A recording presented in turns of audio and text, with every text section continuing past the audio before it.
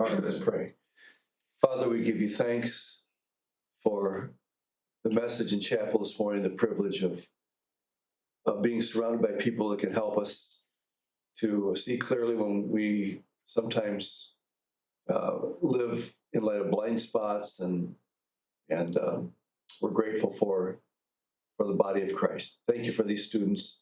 Thank you for the privilege of engaging in discussion about these topics. And I pray for Caleb as he presents today and as we interact and try to come up with biblical principles and practical ideas that will help us out, that Christ would be honored, and that we would go away a little bit more sharpened in our preparation for gospel ministry. I pray in Jesus' name.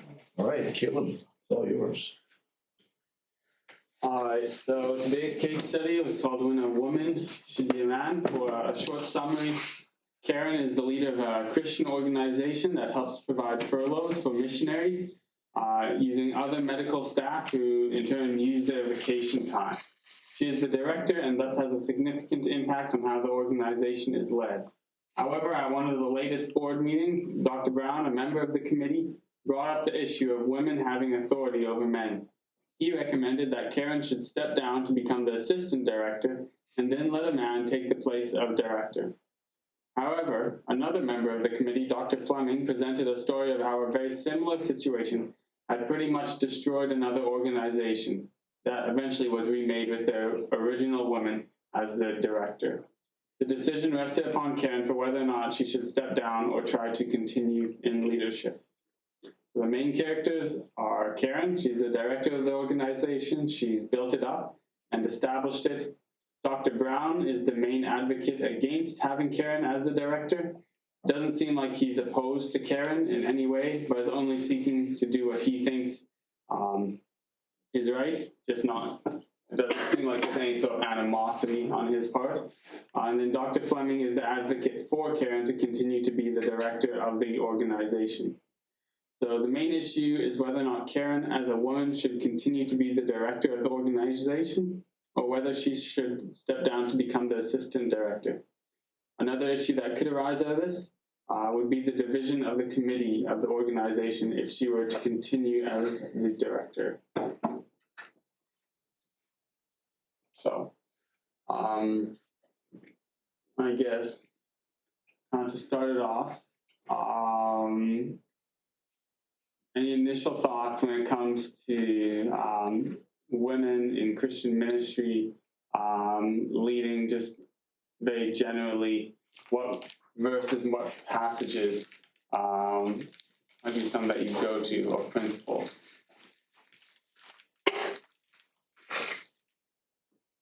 Are we talking for or against? Well, either.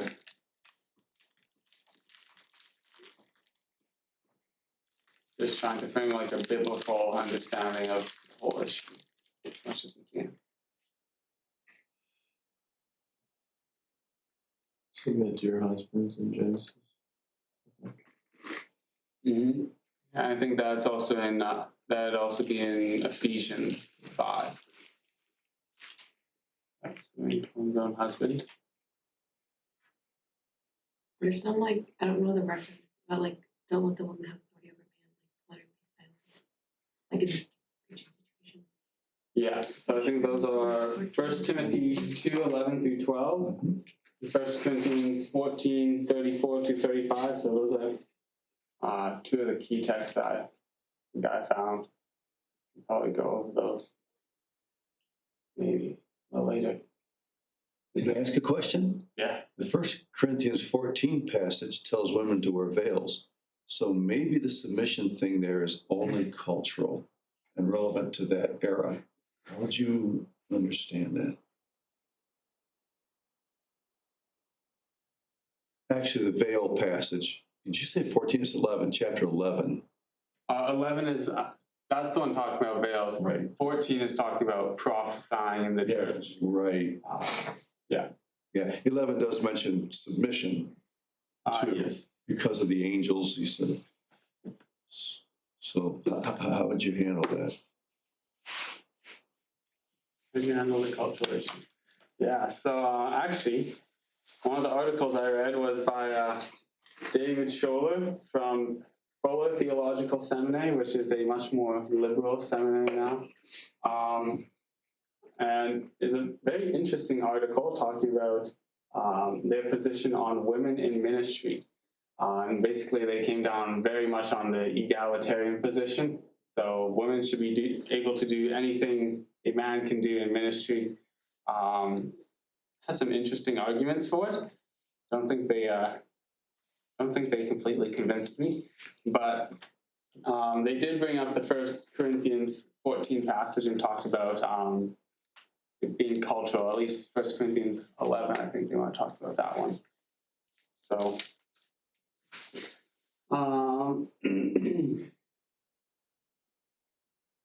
Let's see.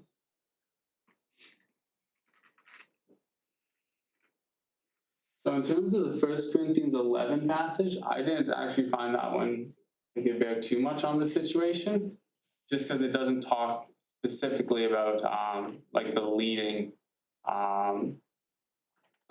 side. It talked about submission, but again in Ephesians 5, all Christians are told to submit to each other.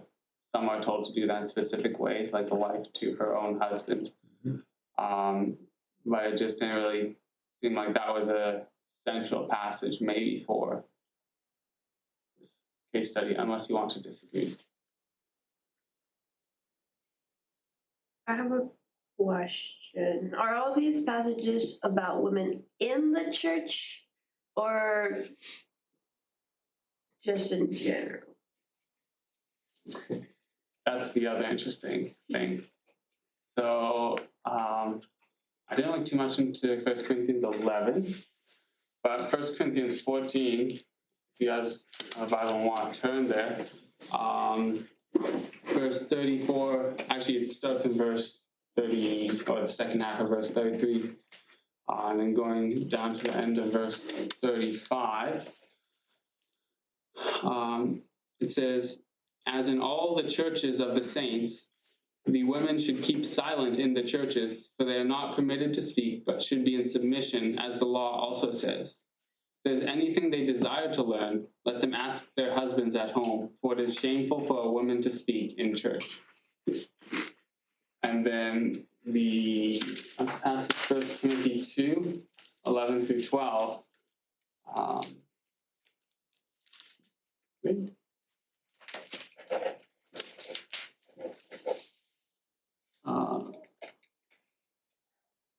So he says, let a woman learn quietly with all submissiveness. I do not permit a woman to teach or to exercise authority over a man.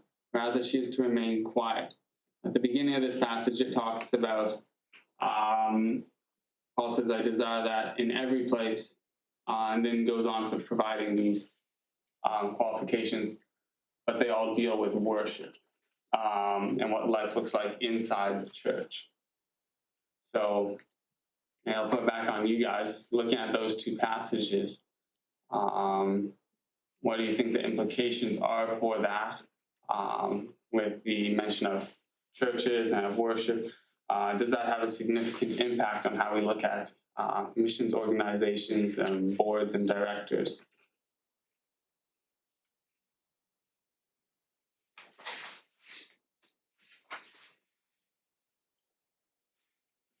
What was that? So based on these two passages and seeing how they both, these are the two passages that relate to women like not having authority and leading, how they both relate specifically to that church context.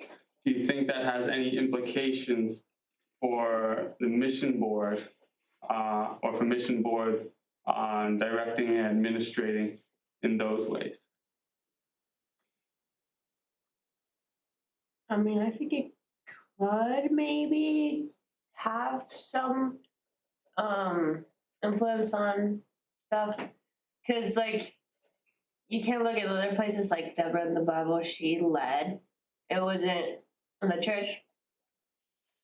It wasn't really ministry either, but I mean, it was war.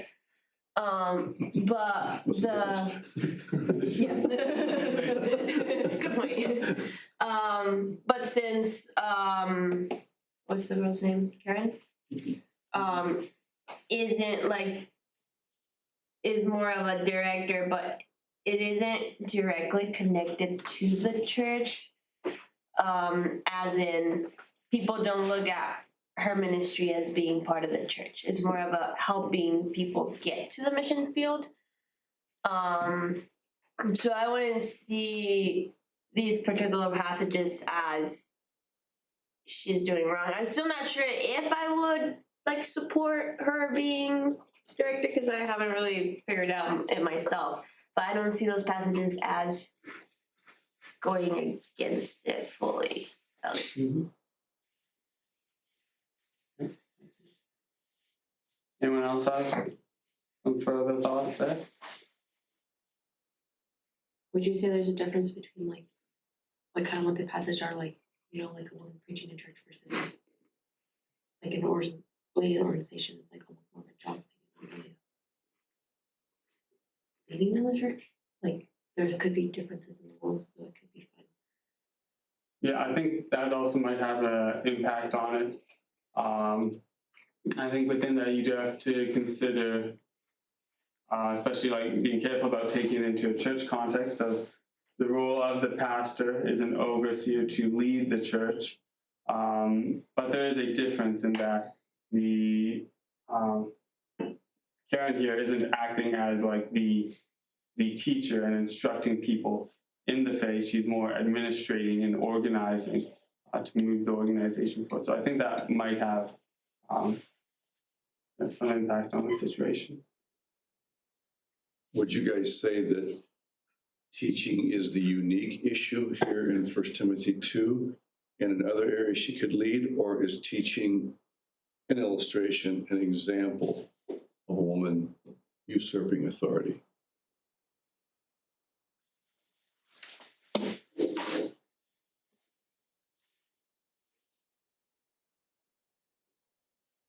Is the problem here who teaches?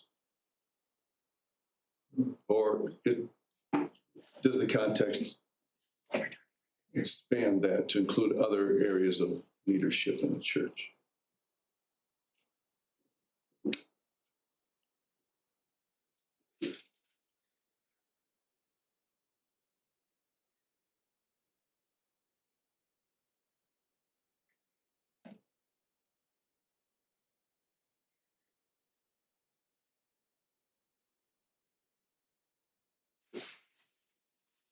So that's a hard question to answer.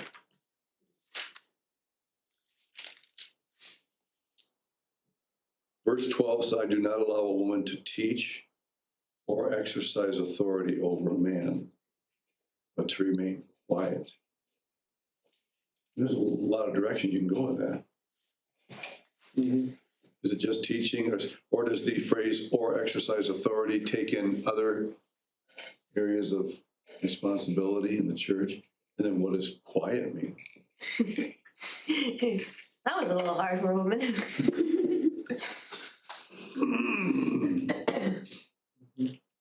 We could easily spend the entire class just exegeting these passages. But you're doing a good, what I appreciate about what you're doing is that you're not wasting any time getting to the scripture, because that really is where we have to start. Good.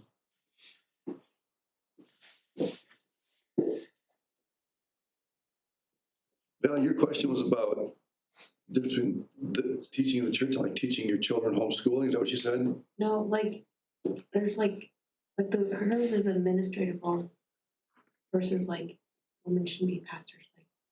Like since they're like two different types of roles, could it be a situation where like, okay, it's wrong for her to like be a pastor and like be a leader in the church, but it's fine for her to be a leader in this organization because. So you'd understand the teaching there is teaching as a pastor specifically? Or like Sunday school teacher, like teaching them, and I don't know. These are good questions. Let's talk about it. Good. What do you think?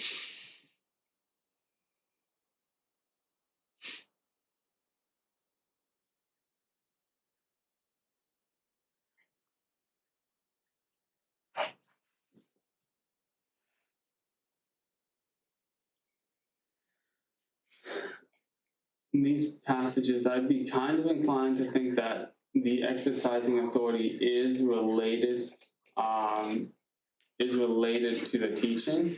It seems like that's a theme of verses 11 and 12. Let a woman learn quietly with all submissiveness. I do not permit a woman to teach or to exercise authority over a man. And so that would kind of, I almost see those two as like mirroring each other, teaching and exercising authority, as teaching as a form of exercising authority in the form that Paul is specifically saying, like, this is where does not permit them to exercise authority. There is examples in the book of Acts of Priscilla and Aquila, so both the husband and wife, who reproved Apollos when he was not following completely in step with the truths of the gospel. So it seems that at least to some extent there is some sort of, you could almost say that is exercising authority over him. But it wasn't completely in the church sphere. It wasn't done in the church. It's done just Priscilla and Aquila and Apollos. And she's also with her husband. But it does appear like there's some sort of aspect in which she did exercise some sort of authority. Yeah, I understand your example, and it has some validity, but you're right when you say that the text says Aquila and Priscilla. It doesn't really. It'd be a little hard to push that example as saying, okay, here's a case of a woman teaching a man. Obviously, he's meeting with the two of them. But that's about as far as you can take that passage, because it doesn't tell us. You could say, well, they were together as husband and wife, maybe in their home or something, hosting her meeting together. But Aquila would be the one doing the instruction. In other words, you could. It'd be hard to push it farther than that in the passage.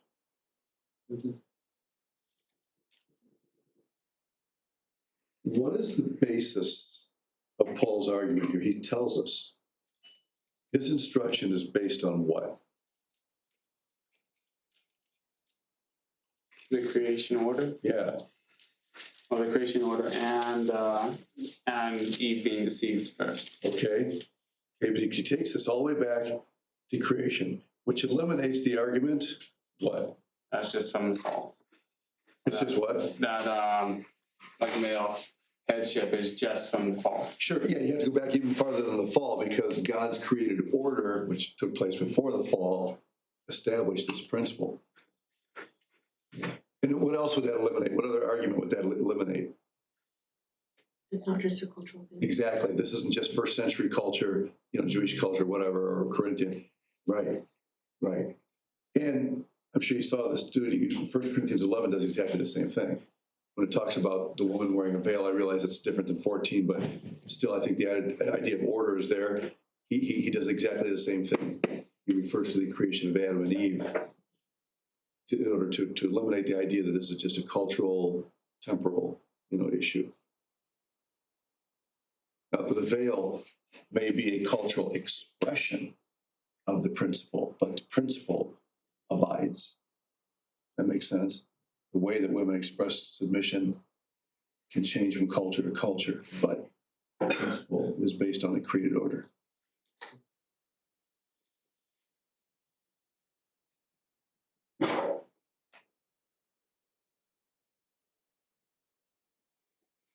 Val, what did you mean when you suggest the possibility, at least I think it was you, that maybe the role of administration here is different from the role of teaching? I mean, it is. There's difference between administration in a hospital or clinic and teaching, but do you see something here that would be fundamental to that would justify her being the leader?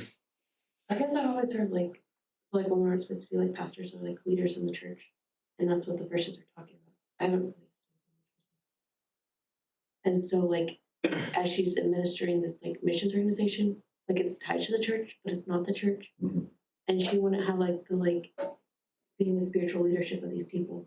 She's more practical, connecting people with different people. And it's more she doesn't have that spiritual leadership role. It's more, she's in charge of it. It's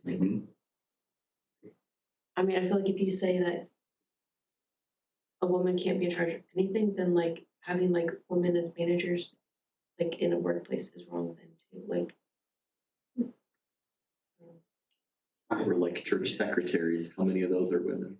yeah, That could be considered a form of leadership in that sense too. Yeah, I mean, secretaries or admin assistants are normally viewed as those who carry out the wishes of the manager or the boss or whatever. I don't know if that would have the same stigma.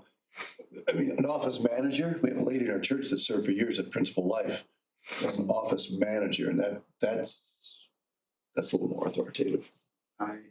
I kind of think of it more like as a committee, because there's a lot of churches who do like child committees or like foster care committees, or like I've heard of some missions committees that had girls as the leader of the committee, but it's like they're only in charge to like keep the committee going, keep the committee talking, and actually get stuff done, rather than being the head shepherd, I guess, of the committee. So What culture is this? I don't remember. Did it say? I think it's Boston. She's in Boston. But yeah, that's right. That's right. It's America. They're providing people to go out to different mission fields that need help. Yeah, so the medical missionaries who are out there, they provide like other doctors to go there to take this spot so they can go on furlough. Yeah, yeah.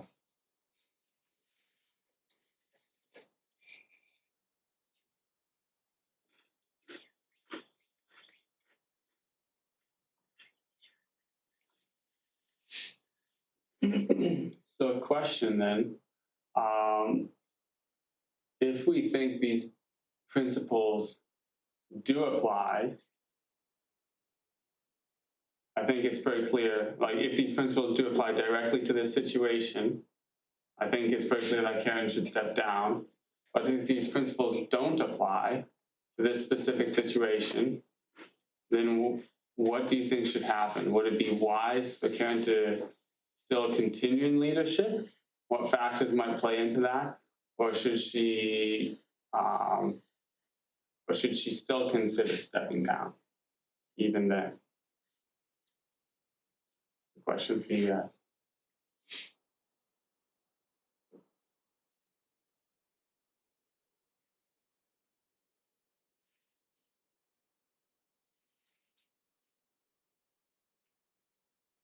I think it would be okay for her to stay in the role, but I think she should really think over points where she might overstep.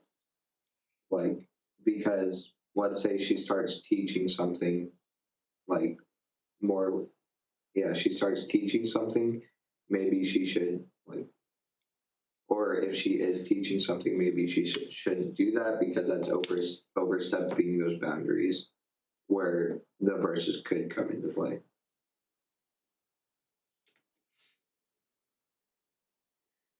if she does step down, like to prevent what happened with the other situation, they could make it a long transition process where they like really search out someone and then like almost have the guy be her assistant until he's like fully like knows what's going on and like shows that he's capable of actually taking the instead of just like, oh, he's a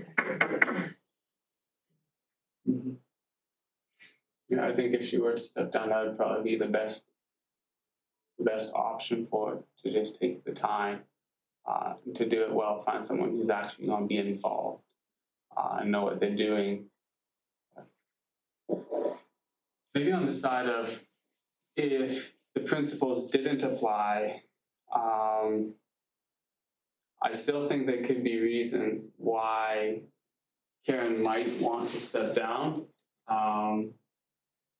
And those could be based on the unity of the committee, as in if this is going to fracture the committee and organization, if she just says, I'm going to stay no matter what because the Bible doesn't say I need to step down, or even the effect on local churches that they're partnered with. So I don't know if you guys have any thoughts on either of those aspects, what it could look like if she was within biblical bounds here, staying in authority as director, but considering other consequences of continuing to stay and lead.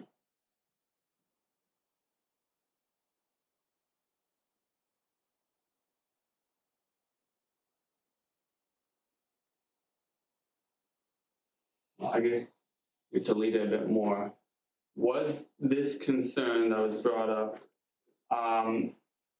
as far as we know from the case study, was this something just from like one member, Dr. Brown, or was it something that the committee as a whole is coming up with, or that's coming from local churches and more the support network?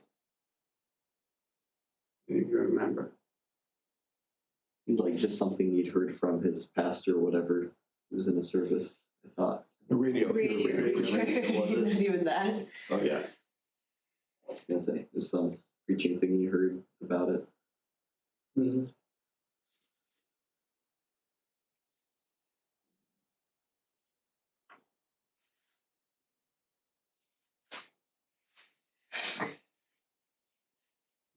So that's probably as far as I thought. It seemed like it's just Dr. Brown. Yeah. None of the committee seemed too like divided on it either. It just seemed just those two players, Dr. Brown and Dr. Fleming. Mm-hmm. And then it didn't really even seem like it came from any of the churches, just from some radio preacher. So just thoughts to keep in mind for if these principles don't apply to this specific situation.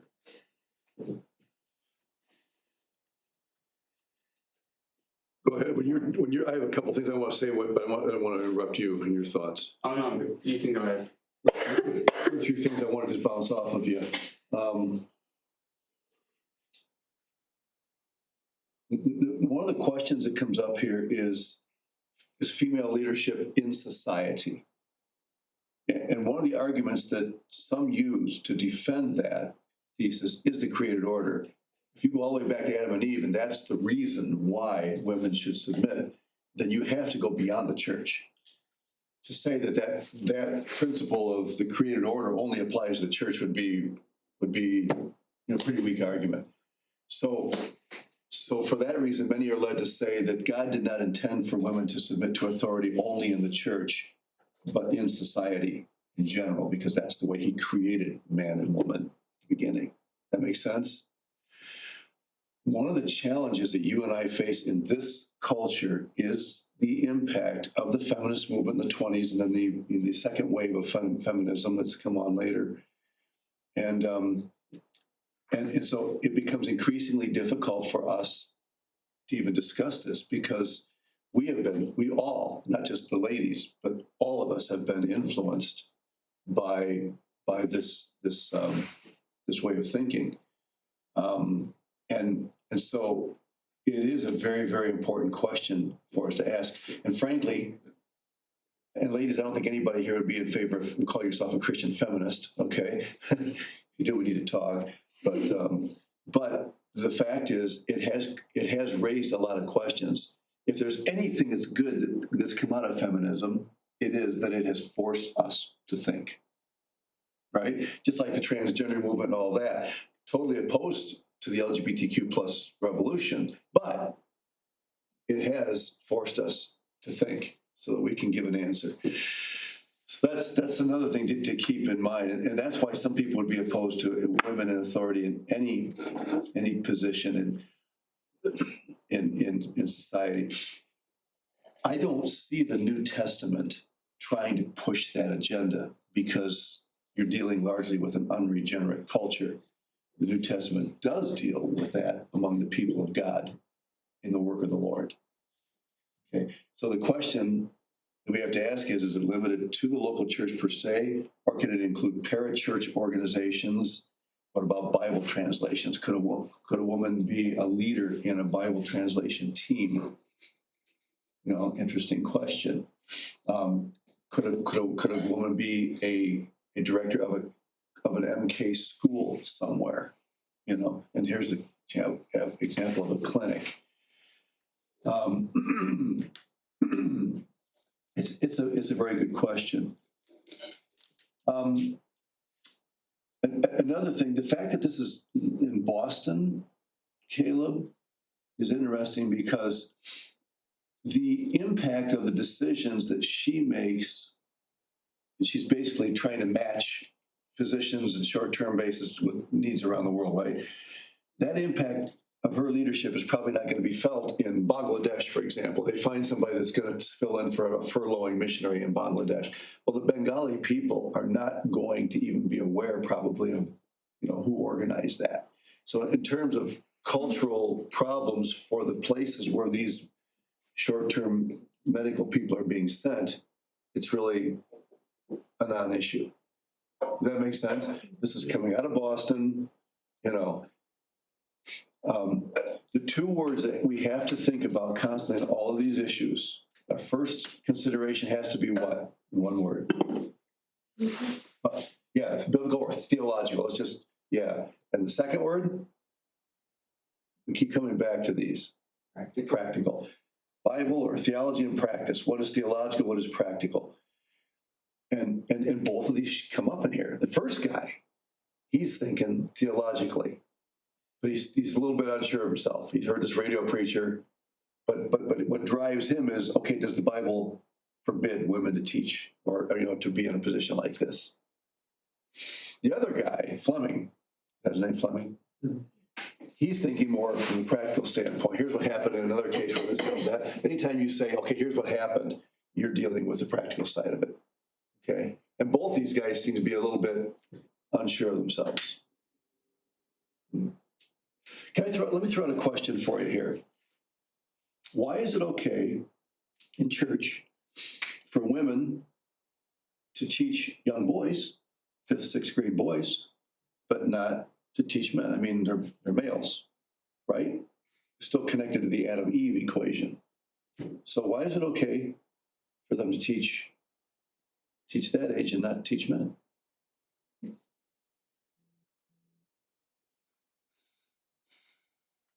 Some would say that they should. Some would say that you should have men even teaching the elementary age kids.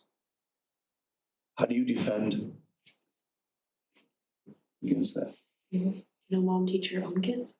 Like, isn't it kind of in that way? Is she usurping the authority over her husband by doing that? If mom homeschools? I mean, even if you don't homeschool, like, you still teach them. Yeah. So, you said, no, she's not usurping authority over her husband. Why? Because they're supposed to. Nevertheless, she was saved in childbearing if they continue in faith, love, and holiness with self-control. And so she's supposed to, teach them to do these things. Like, it's part of her role as a wife and mom. Okay. And in Proverbs, it talks a lot about, children, don't forsake the instruction of your father and your mother. Okay. So I don't think anybody in here would suggest that a mom is usurping the authority of her husband if she teaches. Now, is it possible for a mom to teach in the home and usurp the authority of her husband in so doing? It can happen. I refuse to send, the dad says, I really believe we should send him to this school, send Johnny to this school. And she says, no, I'm going to teach him here at home. There's that's different. It's different. In the church, but why in the church? Let's go back to the church, Sunday school. You got to have a man teaching the adult Sunday school class. We got a woman teaching the 5th and 6th grade class. Why is that not usurpation of authority?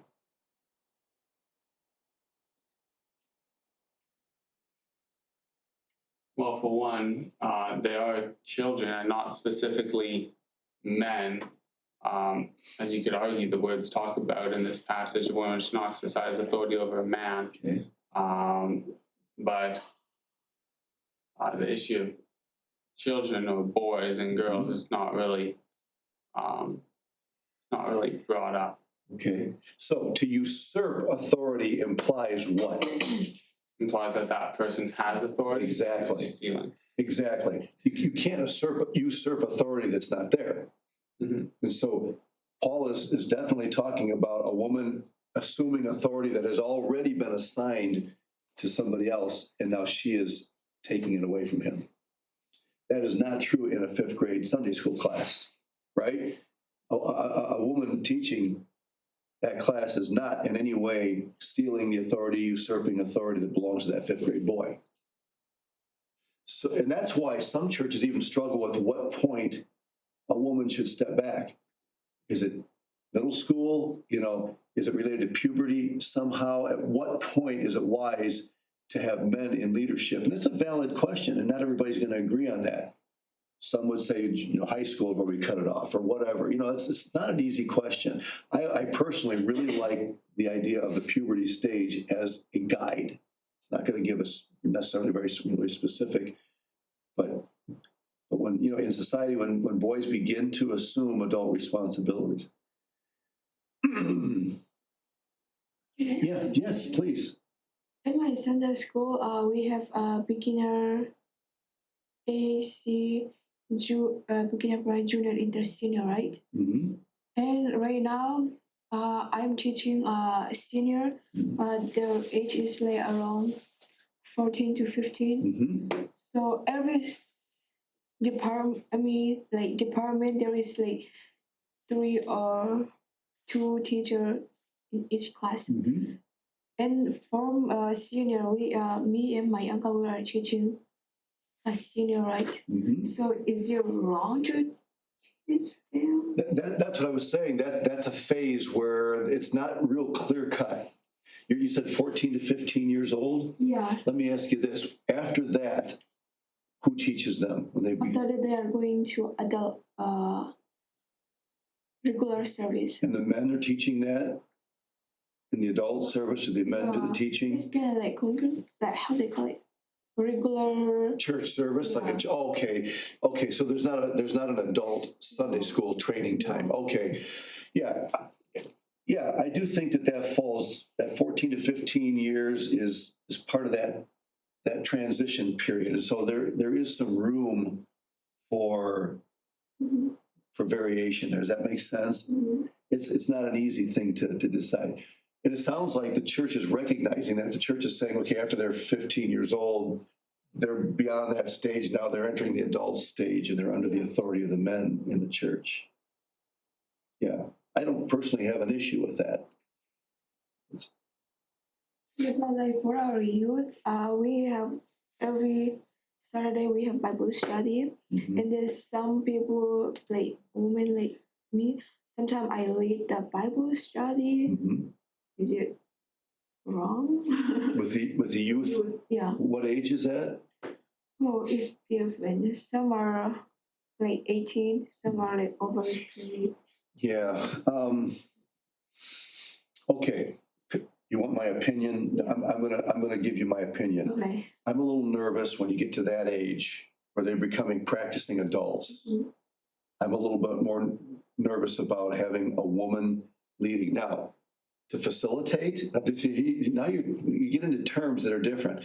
Is there a difference between teaching and facilitating? Because in essence, what this lady is doing in Boston, she's acting as a facilitator. She is trying to find people that will fit positions. Is there a sense when you could get together with a group of 18-year-olds, you know, and you're all kind of, maybe because you know more, maybe your participation is a little bit more than somebody else's? That's a little different than actually saying, I'm the leader of this group, I'm the instructor of the group. But for you to be an instructor, you know, a disciple or instructor of a group, instructor of a group of 18-year-olds, and where there are a lot of fellas, a lot of men, I start to get a little bit uneasy, a little more nervous about that. Does that make? I'm just being honest with you. But if you're just all getting together and you're all kind of, you know, equals, and you're sharing, and you happen to share more because you know more about a passage of scripture or a doctrine, to me that's not an issue. But it is a sensitive subject.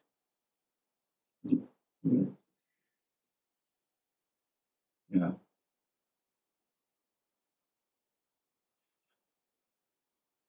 Okay, I guess I do have something, but like we were talking about like the authority and like the age, but what about like moms? At what point is the male child old enough where they shouldn't be teaching them certain things? Okay, certain things is really not Or not, gonna. like, because like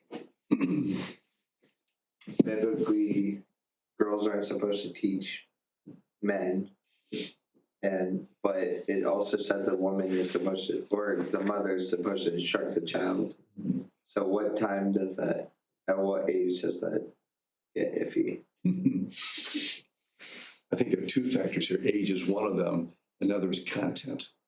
If a mother is teaching an 18-year-old is still at home, okay, still under the roof, teaching him things that pertain to life in general, okay, to being a Christian, I see that as a little different than her teaching him that which pertains to being a man specifically. And again, that's a little muddy, okay?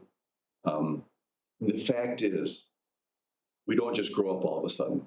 Yeah. We all grow up over a period of time. And there's that transition period from boyhood to manhood, girlhood to womanhood that presents some special issues. I would say if the mother feels compelled to do that because her husband is neglecting his responsibility, which does happen quite often, you have a fundamental problem. There are certain things that a father should be naturally teaching his boy that would leave the mother completely free of that. I mean, she could chime in and give her, but the responsibility for preparing him for manhood is on the shoulders of dad.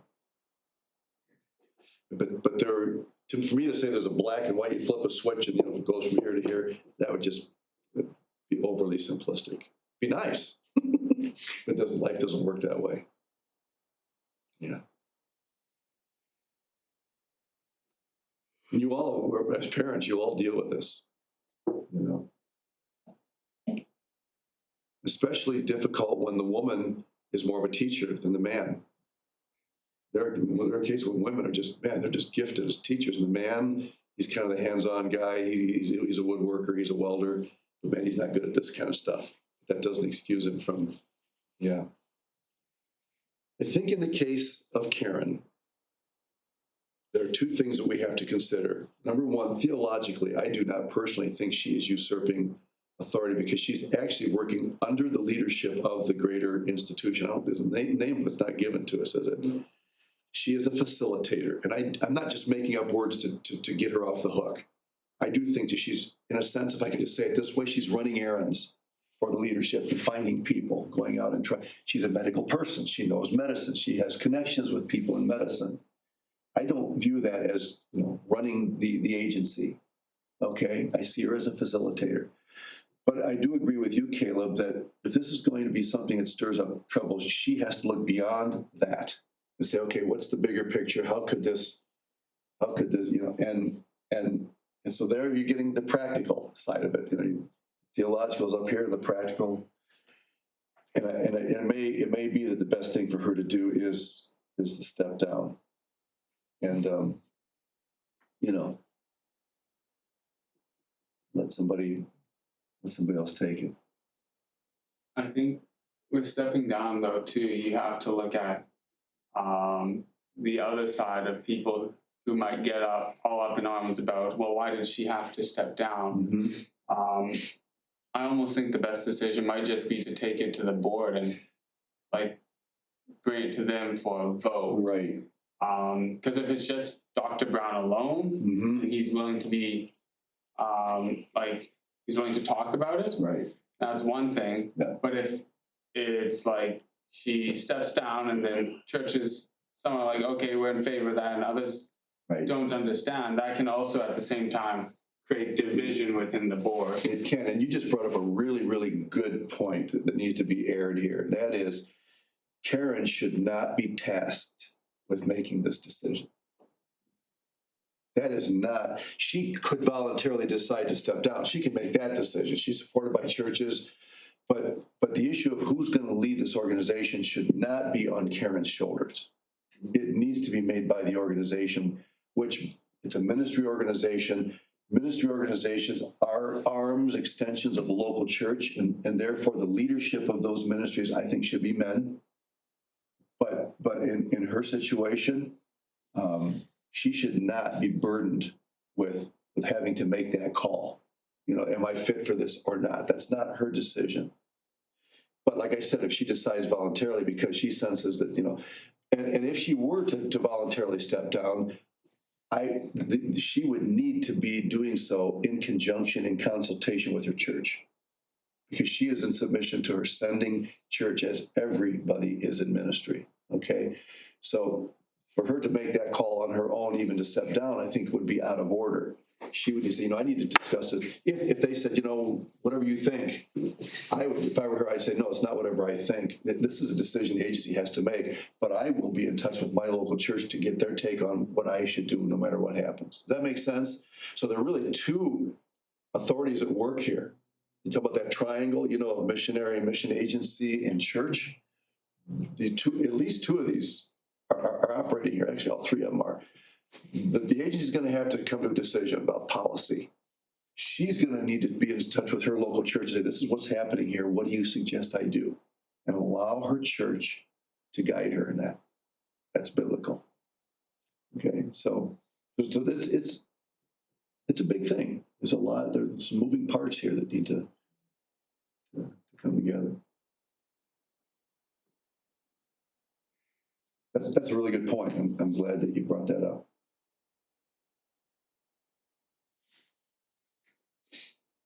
One of the things, and just in closing, and ladies, I know you appreciate this because I know you're not feminists. One of the things that the feminist movement and the Cultural Revolution are trying to push is that women are oppressed because they are not experiencing egalitarian roles in society. And I know that all three of you can see through that. When a woman assumes the role that God has given to her, she can be fully, not just fulfilled, but actually joyously, completely fulfilled using the gifts and the wiring that God has given to her, just as men can do the same. And this, what's going on in our society now is this attempt to say that anybody that says I can't be a boy or a girl if I decide to is a form of oppression. Oppression, oppression, oppression, oppression. It just bleeds oppression. And that's because the God of this age is the God of autonomy. And any attempt to tell me I cannot express myself in any way I want is wrong, it's oppressive.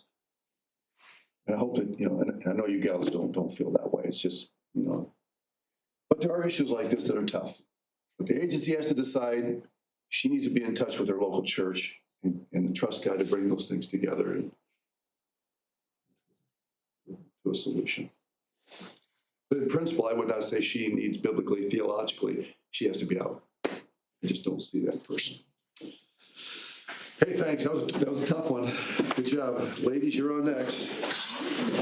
We get to lead the discussion. Oh, wait. Boy, I don't know. We don't mind. Nothing, right? So Dr. Mark, Yeah. apparently I did not read it. Kind of read it as we were going through class, though. I'm okay if you mark me as not having read it, though. Okay. You can mark me as later, whatever. Thank you. So that's my bad. All right. I appreciate that. You didn't read it from me, Isaac? I didn't realize that I hadn't. From me, Isaac? It wasn't on purpose.